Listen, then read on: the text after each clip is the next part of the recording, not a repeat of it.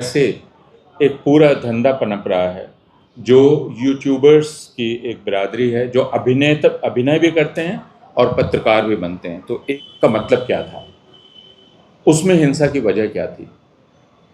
इसका मतलब बहुत स्पष्ट है। ये विश्वविद्यालय में छात्रों को यह कहा जा रहा है कि जो कोई भी स्वतंत्र रूप से अपनी बात कहना चाहेगा, जो बात आज की हुकूमत के खिलाफ है, उसे हिंसा का सामना करना पड़ेगा। अभी 2 रोज पहले दिल्ली विश्वविद्यालय में विश्वविद्यालय अनुदान आयोग द्वारा भेदभाव के खिलाफ जो नियमावली लागू की गई थी और जिसे सर्वोच्च न्यायालय ने स्थगित कर दिया है, उस नियमावली के पक्ष में उसको लागू करवाने के लिए एक आंदोलन, जो राष्ट्रव्यापी आंदोलन चल रहा है, जिसकी चर्चा शुरू में की गई, उस सिलसिले में ही एक प्रदर्शन वहाँ हो रहा था और उस प्रदर्शन में हिंसा हुई, उसके बारे में भी बतलाया गया। यह तात्कालिक पृष्ठभूमि है और मैं अपनी बात वहीं तक सीमित रखना चाहता हूँ। वह यह कि हमने पिछले कुछ समय में यह देखा है कि इस तरह के प्रदर्शन जब होते हैं, विरोध प्रदर्शन, जो ख़ासकर समाज के उन तबकों की तरफ से किए जाते हैं जो संघर्ष कर रहे हैं, अपने लिए समानता का अधिकार लेने का संघर्ष कर रहे हैं, जब वे अपना विरोध प्रदर्शन करते हैं तो उन विरोध प्रदर्शनों में हिंसा पैदा करने की साजिश की जाती है।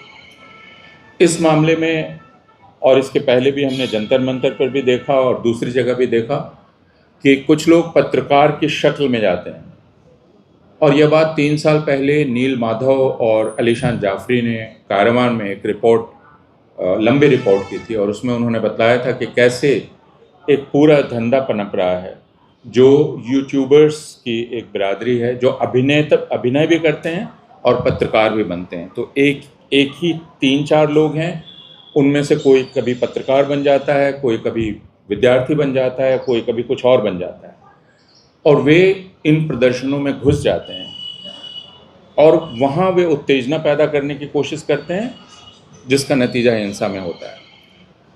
और दिल्ली विश्वविद्यालय में बहुत साफ दिखलाई पड़ा कि किस तरह एक यूट्यूबर महिला घुसी और उन्होंने मारपीट शुरू की और उसके बाद जब उनको बाहर करने की कोशिश की गई तो उसे पूरा एक दूसरा रंग दिया गया, जिसमें कहा गया कि उनके साथ ही मारपीट की गई है। और फिर जब पुलिस में रिपोर्ट कराने 3 विद्यार्थी गए, अंजलि और अभिज्ञान, तो मालूम हुआ वहाँ पहले से भीड़ जमा थी जो गोली मारो का नारा लगा रही थी, जो आजकल का राष्ट्रीय नारा हो गया है। भारतीय जनता पार्टी के नेताओं ने उसे भारत का सबसे बड़ा राष्ट्रवादी नारा बना दिया है। देश के गद्दारों को गोली मारो, वह नारा वहाँ लग रहा था। ब्राह्मणवाद जिंदाबाद के नारे लग रहे थे और हमने वीडियो देखे और उस वक्त मैंने वहाँ के अधिकारियों से भी बात की। अंदर घुसकर अभिज्ञान, अंजलि और उनके एक साथी, उन पर हमला करने की कोशिश की जा रही थी। तो ये बहुत साफ है। विश्वविद्यालय के कुलपति ने कल एक बयान दिया है और उन्होंने कहा है कि विश्वविद्यालय में हिंसा नहीं होनी चाहिए, लेकिन हम ये याद रखें कि पिछले कुछ वर्षों से दिल्ली विश्वविद्यालय में, जवाहरलाल नेहरू विश्वविद्यालय में और दूसरे परिसरों में जब भी कोई भी छात्र संगठन या दूसरे लोग कार्यक्रम करते हैं तो उन सारे कार्यक्रमों में हिंसा करने की प्रयास किया जाता है।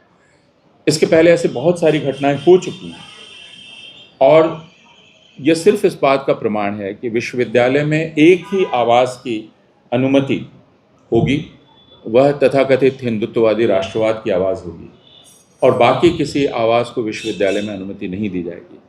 तो आप जामिया मिलिया इस्लामिया में, जवाहरलाल नेहरू विश्वविद्यालय में, दिल्ली विश्वविद्यालय में, दूसरे विश्वविद्यालयों में एक राष्ट्रवादी संगठन को छोड़कर किसी और संगठन को न तो सभा करने की अनुमति होती है, न गोष्ठी करने की अनुमति होती है, और अगर वे ये करते भी हैं तो उसमें हिंसा की जाती है जिससे उसे बदनाम किया जा सके। तो आज यहाँ हम सिर्फ ये कहने आए हैं कि हम जानते हैं कि विश्वविद्यालय ख़ासकर ऐसी जगह हैं जहाँ अलग अलग विचारों में आपस में बहस होती है बहस की पूरी गुंजाइश है। जैसे यह घटना 2 दिन पहले हुई, लेकिन उसके एक दिन पहले एक और घटना हो चुकी थी, और वह घटना थी जब शायद आयशा ने ही वहाँ एक समता उत्सव किया था, और उसमें कुछ वक्ताओं को बाहर से बुलाया था। प्रोफेसर इरफान हबीब यहाँ बैठे हुए हैं, उन्हें बुलाया गया था। और जब वो बोलने खड़े हुए, और ये आर्ट्स फैकल्टी दिल्ली विश्वविद्यालय के गेट के ठीक बाहर, जहाँ हम लोग कई सभाएं कर चुके हैं, तो गेट के पीछे से, यानी परिसर के भीतर से, एक बाल्टी फेंकी गई पानी भरी हुई, और जहाँ मुझे बतलाया गया कि पत्थर भी फेंके गए। तो 2 दिन पहले की घटना में आप फिर भी एक कन्फ्यूज़न की स्थिति बतला सकते हैं, लेकिन उसके पहले जब इरफान साहब बोल रहे थे, ठीक उसी समय पीछे से हमला करने का मतलब क्या था, उसमें हिंसा की वजह क्या थी। इसका मतलब बहुत स्पष्ट है कि विश्वविद्यालय में छात्रों को यह कहा जा रहा है कि जो कोई भी स्वतंत्र रूप से अपनी बात कहना चाहेगा, जो बात आज की हुकूमत के खिलाफ है, उसे हिंसा का सामना करना पड़ेगा। और इसमें हम पुलिस की भूमिका भी देखते हैं, विश्वविद्यालय प्रशासन की भूमिका भी देखते हैं। विश्वविद्यालय के सुरक्षाकर्मी बाकी लोगों के साथ इतनी सख्ती बरतते हैं कि मुझे ये पता चला कि एक बार आर्ट्स फैकल्टी गेट में कुछ लोग एक पोस्टर लेके जा रहे थे, और सुरक्षाकर्मी उन्हें पोस्टर लेके जाने से मना कर रहे थे, भगत सिंह के पोस्टर और डॉक्टर अंबेडकर के पोस्टर, कि नहीं, आप अंदर पोस्टर लेके नहीं जा सकते। एक तरफ तो सख्ती इतनी ज़्यादा है, और दूसरी तरफ लोगों को हिंसा करने की पूरी छूट है। जैसे जवाहरलाल नेहरू विश्वविद्यालय में 2020 को जो हिंसा हुई 5 या 6 जनवरी को, जिसमें सबके चेहरे पहचाने हुए, आज 5-6 साल गुजर गया, पुलिस उन लोगों को आज तक खोज नहीं पाई। तो ये बहुत साफ है कि विश्वविद्यालय को एक ऐसी जगह बनाया जा रहा है जहां अगर आप जैसे ही विचार विमर्श शुरू करेंगे, वैसे ही हिंसा की जाएगी, और आपके विचार विमर्श को ही एक आपराधिक गतिविधि में तब्दील कर दिया जाएगा।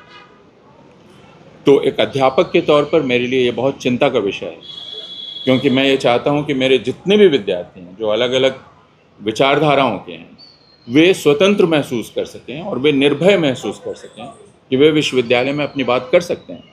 उनमें मतभेद हो सकते हैं, आपस में बहस हो सकती है, लेकिन वह शारीरिक हिंसा में तब्दील नहीं होगी। और हम यह भी उम्मीद करते हैं कि हमारे जो प्रशासक हैं वो सबके साथ बराबरी का व्यवहार करेंगे। अफसोस कि यह बात पिछले 12 साल से इसके ठीक उल्टा हम देख रहे हैं। तो इस प्रेस कॉन्फ्रेंस में हम यह कहना चाहते हैं अपने विश्वविद्यालय के प्रशासकों से, पुलिस अधिकारियों से और बाकी लोगों से, कि एक तरह से वे संविधान का, एक तरह से क्या, वो संविधान का में जो उनको दायित्व दिए गए हैं उसका उल्लंघन कर रहे हैं, और वे जनतंत्र के खिलाफ काम कर रहे हैं, और वे विश्वविद्यालय में जो दायित्व होता है उसके भी खिलाफ काम कर रहे हैं। और मैं यह कहना चाहता हूं कि जो लोग भी समानता के लिए और न्याय के लिए आंदोलन कर रहे हैं, वे हिंसा के इन तमाम प्रयासों को नाकाम करते हुए अपने आंदोलन को और अपने अभियान को जारी रखेंगे। हिंसा से यह अभियान रुकेगा नहीं। बहुत शुक्रिया। खबरों में बने रहने के लिए फोरम 4 को सब्सक्राइब करें और नोटिफिकेशन पाने के लिए बेल आइकन दबाएं।